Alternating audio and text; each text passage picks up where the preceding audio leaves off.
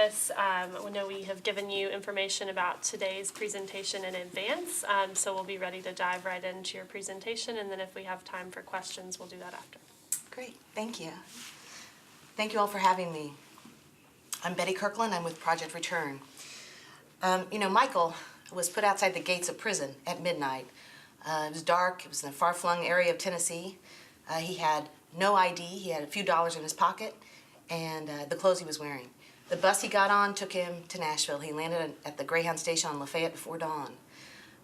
No job prospects and little work experience. No home arrangement, no place to go. No family that he could connect with, no friends he should connect with. No food, no phone, no transportation.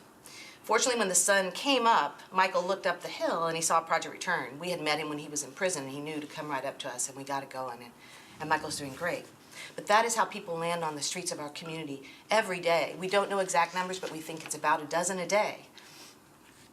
It's interesting, I think, to think about that.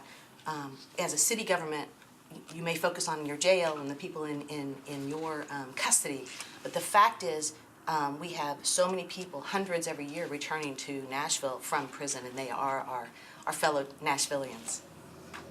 We were founded by Don Beiswinger and Bill Barnes, Nashville visionaries, to be sure. We remain solely dedicated to the men and women who are returning to our community from incarceration. And by the way, today is our 40th birthday, so that's a big deal. I'm missing cake right now. We are obsessed with employment. That is the #1 predictor of someone's good future. And so that is the center of everything we do. But we also deliver an array of wraparound services because that's equally important when folks are destitute and there's really a fierce urgency about what they need to get. We are also known for running social enterprises. We launched our first one more than 6 years ago now. And it is a transitional staffing service. What that means is our folks who cannot get employed when they first get out of prison, we will employ them ourselves. And those employers out here, Nashville businesses and beyond, who have workforce needs, contract with us. Our people get work experience, they get a good income, we wrap around them with coaching and transportation and all that they need. And they get 2 to 3 months of transitional experience going on really to be seen as motivated workers, and they're hired after that. We also run a social enterprise that's about affordable housing. So we are actively acquiring, rehabbing, and preserving modest housing stock across the city. Ours is a unique model. Don't picture in your mind the one that you're thinking of. Ours is scattered site, typically duplexes on quiet residential streets. We are now in Madison, Antioch, South Nashville, North Nashville, and we continue to chip away at growing our housing stock and being able to, once rehabilitated, those homes are then leased only to folks who have come through our programs and are successful on the other side. You asked about the work that we would fund if we were granted this request. And the word here really is growth. We're asking for $200,000, and in the scheme of how we do things, that would enable us to serve 25 people, and we serve people for about 12 to 15 months, so it's a relatively low cost per person for all that we do. The growth piece is that in 2018, we had a 43% increase in demand over 2017. 2017 had been an 11% increase in demand over 2016. And by demand, I mean the numbers of people who come straight from prison to our door to get started with all of our work. We're on trend for 2019. I'm excited / worried to say. In the first 2 months, we are 25% ahead of what we were doing in terms of numbers in 2018. So it clearly is, despite being a full employment economy, it clearly is a situation where people more and more need our services. And so to gain this support from Metro would enable us to serve more people and serve them more fully. Our wraparound support is extensive. We pay for every single person to get a medical exam, a dental exam, and a vision exam. Why? Well, certainly we want to care for them, but also it's about job readiness. We provide job readiness courses, and we provide hard skills training. We stick with people once they get employed and incentivize them along the way to stay employed and to keep growing in their wage and in their performance. And so it truly is a wraparound intensive service that we do. You also ask about the impact of the work and the outcomes for a more equitable Nashville.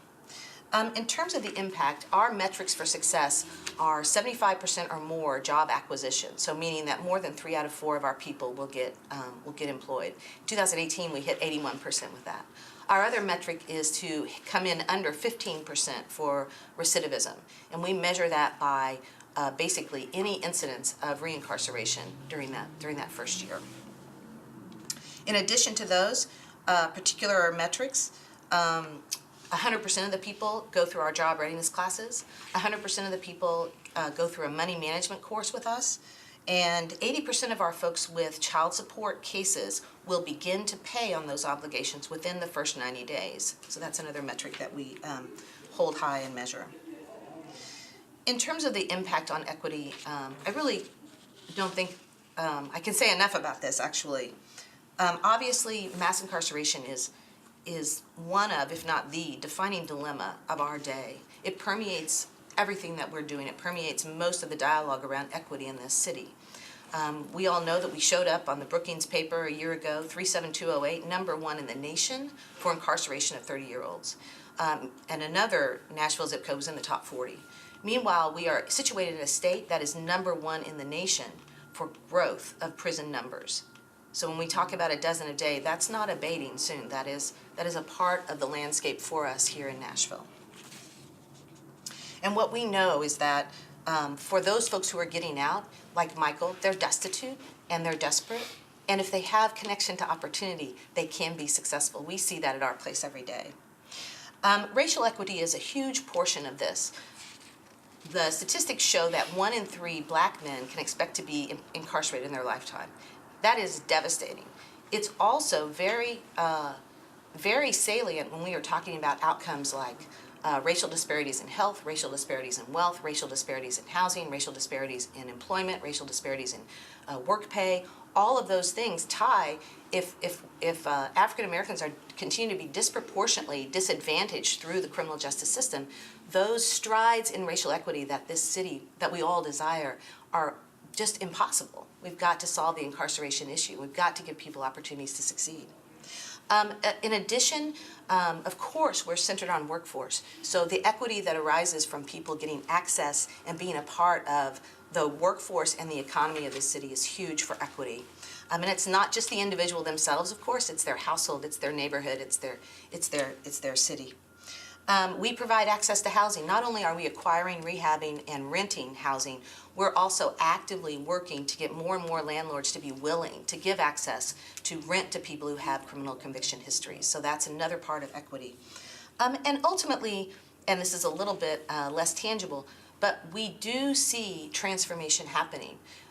What we need to be is more welcoming and inclusive of these throngs of folks who are joining us in this city. And the way to do that is one person at a time, one opportunity at a time, one step up at a time.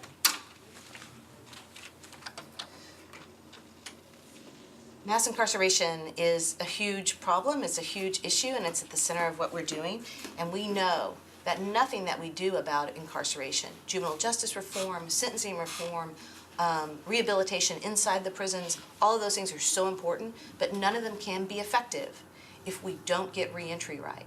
We have to make sure that people are connected to opportunities in order to close that loop and make sure that folks are not going back into prison. Thank you so much for having me, and I welcome your questions. I'm interested in your demographics Sure. of, not the national, but of your clients. Yes. Who you're serving, men, women, Absolutely. ethnicities. Okay. And so I should start with the numbers. So in 2018, we served over 1,200 people, and 556 of those were new in that year. And so we pretty much look at the new number for each year to determine what is our growth rate and who they are. Okay. And so our prison rate racially, our participant demographics racially pretty much mirrors the prison demographics. So about 45% African American, about 45% Caucasian, and then other races as well. So that is similar. Also with gender, it reflects what we have. It's about 70% men, about 30% women. And I should say as well, in line with our founder's vision and really just who we are, we welcome everyone. And so no one is excluded on the basis of their particular conviction, or say, for example, if they got reincarcerated and they've had more than one time through. Nothing like that excludes them. Age-wise, it really runs the gamut, but our smallest percentage is really that 18 to 25 age. We'd love to see more of those, but they're not as present in our office as I wish they were. Our biggest age range is the 25 to 45. What is the recidivism rate, either state or state is good, versus the recidivism rate for someone who's gone through Project Return? Yeah, so I'll start by saying recidivism itself as a measure is very fraught, and you can hardly say the word without people arguing about how we define it. The state is not currently releasing its first and second year recidivism rate, so it's only speaking to a rate of just under 50% that happens at 3 years. So we only measure it 1 year, so we're already at an apple and an orange there. But what we generally understand is that nationally and statewide, it's more than 50%. That is a generally accepted figure, and it's actually, in many cases, much higher. So I think thinking about it as being more than 50% is a reasonable kind of thing to settle on. We, in 2018, had an 18% recidivism rate, which is very good considering our volume and considering the way in which we're not selecting our clientele, and they are not mandated to come. They come of their own volition, which is a departure from the norm in terms of the correctional world. And the other piece of it as well is when we drill down into that 18%, because frankly, it wasn't good enough for us. So we drilled down into it and we discovered that two of our main programs are Pro-E, our social enterprise that hires people, and Retention, which is our program that sticks with people through the first 12 months of employment. When we drilled down and saw that if a person either did Pro-E or Retention, the recidivism rate was 12.5%. We were a little bit encouraged. We drilled down more and saw that if someone did both Pro-E and engaged in Retention, the recidivism rate was sorry, I just read your card. The recidivism rate was 6%. And so really looking at those programs and seeing how effective they were in terms of that ultimate metric of recidivism. What's your annual operating budget? It is $3.3 million. We are able to fuel about 20% of that through our social enterprise revenue, which is an important piece. So we're literally matching your dollars with ours by doing our work. I have a question. If Yes. you were to be granted this money, what would be your plan for sustainability over time? Yeah, so we are constantly looking for new streams of revenue, and that is really a fact of life for us.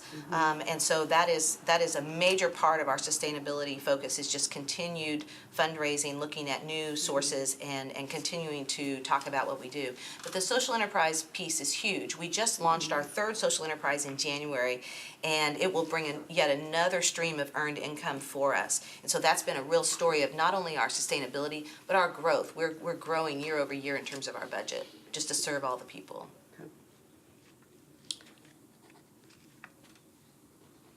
Okay. Okay, thank you. Thank you. Please feel free to reach out if you have. Informative. Thank Oh, you. thanks, great. It's good to be with you all. I also have folders. Can I give them to you? Yes. Okay.